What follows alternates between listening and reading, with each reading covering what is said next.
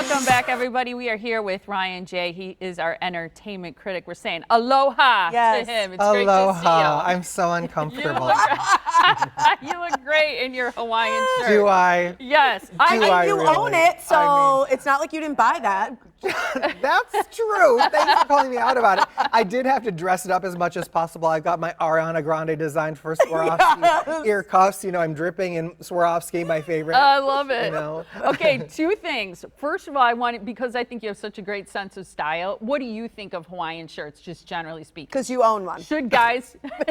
One. I don't even know how I own this. I don't know how I own this. Should guys No, wear they Hawaiian should not. shirts? You don't even have to finish the question. No, They are anti-fashion.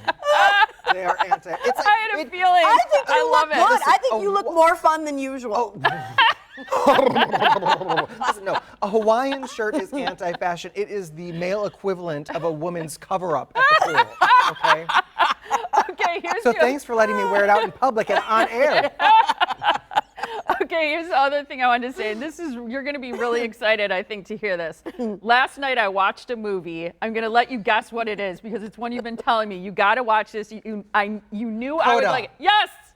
I finally saw it. CODA is how you spell it. If you haven't seen it. It was a Best Picture winner. Us on Apple TV Plus. It is amazing. It's adorable. It totally reminds me of Peanut Butter Falcon. That's exactly why I knew you'd like it. And I loved it. I know. It's such a great story. It's just fabulous. So anyway, thank you for that recommendation. I feel like one of my strengths as an entertainment critic is when I know someone and I know what their type of feel-good movie is, what their genre is, I can get really good at honing and in recommending specific movies that I know they'll love. Oh, the whole time I was watching, I was like, thank you, Ryan. I love this movie. was a good one. Well, you're Really welcome. good. You're welcome. Okay, should we talk about what you want to talk about now? Why not? Sure.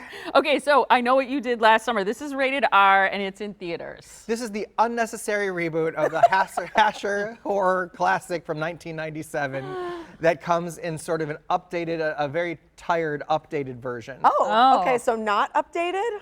Well, How they updated? try to update it. Like they bring in a true crime podcaster, something that obviously didn't exist in the 90s, to come to town to cover what happened in 1997 as those events, guess what, are happening again.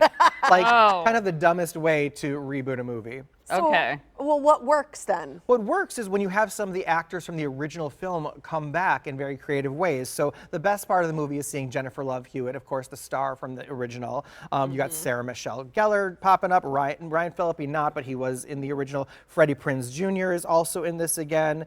And so I'd say that's the best part. Sadly, the new cast is very tepid. They lack impact or chemistry. I'm not really familiar with who these kids are. They may have done other work already. But they just aren't that good. Yeah, and when it lacks chemistry, I mean, that's just, to me, it's like, it's hard to watch.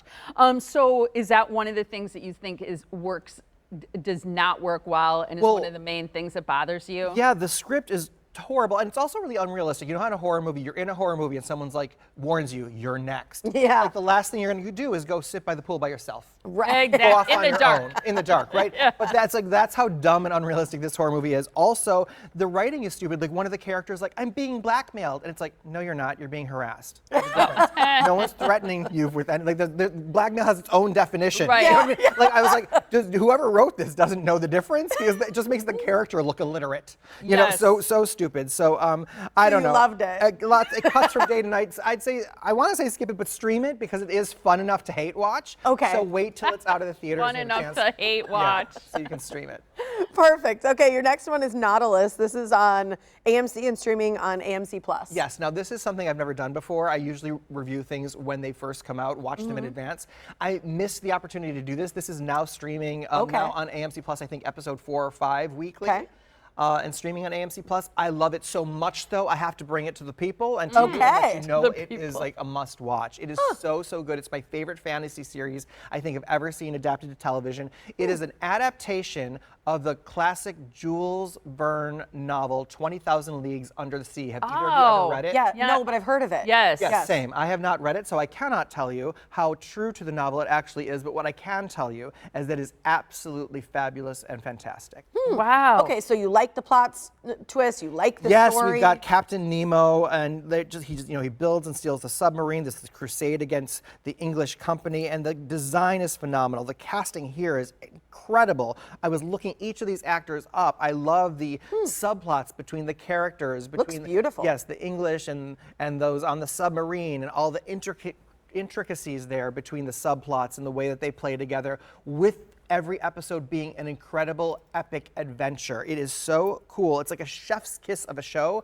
I can't wait. I would watch all 10 episodes again. It's that good. Probably the best fantasy series ever on television. Stream it. Okay, 10 episodes. Again, that's on AMC.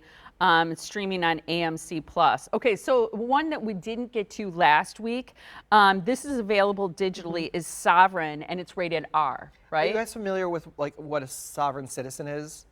Yeah, watch like- these YouTube videos of these people that get pulled over in their cars, Yep. and the officer is like, "I'm sorry, I had you driving at, do you know how fast you're driving?" And they're like, "I'm sorry, officer, I wasn't driving, I'm traveling." I define myself, I am not who it says on my birth certificate. I embody the, they say basically they change the vocabulary of what laws are in this country. They think laws or state, they think they don't apply to them. And And there are tons of videos on YouTube of you seeing people in cars or people showing up to court dates, and basically eventually an officer or a judge has to roll their eyes and be like, okay, get them out of here, because it's just so ridiculous, Well, this movie is based on a true story of that kind of a situation where sovereign citizens rebel against the laws in the state, and it specifically focuses on one father and son who are sovereign citizens.